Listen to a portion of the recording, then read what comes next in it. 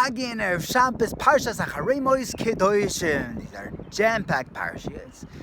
One nukuda we could pull out, or Shimshon Pincus calls the hardest mitzvah in the Torah. I think we spoke about it last year, at least for him. He said it's like the hardest thing to do. Now, just to bop another person over the head and tell them what they're doing wrong, we can all find flaws in other people almost as well as we can find flaws in ourselves. That's not the hard part. What's so hard about why is Shimshon Pincus calling this his hardest mitzvah? So the Vort is the way the Torah frames it. What is the mitzvah of cheeseburger? So first of all, that's the prelude. You have to love every single yid. And from that sense of loving, you have if my left arm is hurting, it's going to hurt me as well, and I'm going to try to heal it. Yeah, so there's a certain desperateness of I'm in pain because there's a virus in Klal Yisrael. A virus, not like with the Chazir Shavot. There's a virus. There's something wrong, an infection. It says and then lo sisol of chet. You have to make sure that the way that the Musar is being given over is in a purely corrective matter, and then there are no averis, no side invasions, nothing souring this Musar. Okay. Sfas Emes is a crazy word. Listen to this. Hoicheach toicheach, double lashon. What is that teaching us? This could be something new for this year. The Echech Techeach, says the Chassam Sofer, says one of these Echech Techeach is for the person you're giving the Musar to.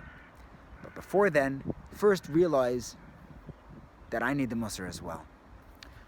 We know the Chassam Sofer says if anything happens in the world, a tsunami on the other side of the planet, anything happening in the economy here, there, whatever it is, it's a message for us, it's a message for Klal Yisrael. If there's someone in Klal Yisrael who's doing an Aveira, we can't just blame him. Yes, everyone has their Bechira, and he has to take his Acharei for it, but we need to take our Acharei for why is there someone in Klal Yisrael doing an Aveira? Rav Shach used to say this. In Panovich, there was just across the road, there were Yidden driving on Shabbos. The next neighborhood over was a religious, and they were telling Rav Shach, like, how could it be there? Yidden driving on Shabbos. And Rav Shach said, that's a question we need to ask ourselves. How could it be that there are Yidden driving on Shabbos? There must be something wrong with what's happening in the Panovich Yeshiva. There has to be something wrong if there's something wrong in the human body, one organism of the human body, it must be that we ate something wrong. This body somewhere came in contact with a foreign substance, which is causing the entire body harm.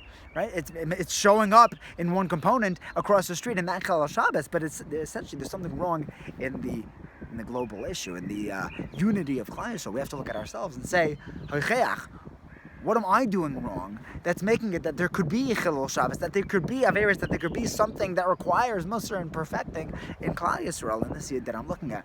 And only then, says the Sfas Emes, can you turn to the other Yid and give him Musar. Here's a murdig Vort. Sfas Emes says, next step, if you're giving the Musar to the other person with the understanding that it's my fault too, that this is not an issue with you, this is an issue with us, with Klal Yisrael as a whole, then says the Sfas Emes, you have a chance of this individual accepting your Musar, of him actually hearing you out. You hear what this means? If you want the person to accept the Musar that you're giving them, make it very clear to yourself and then to him that this is not just his issue, this is our issue. There's something wrong with our Yiddishkeit. And then there's a chance that we could actually come to a productive response to fixing this issue, to healing what's broken, to straightening what's bent. Lo sisal of chet. Don't lift up the chet. Don't make it seem like it's bigger or grander than it is. If someone does something wrong, don't say you always do that. Look at what's happening right now. Let's see, Salav Chet. Don't blow it out of proportion.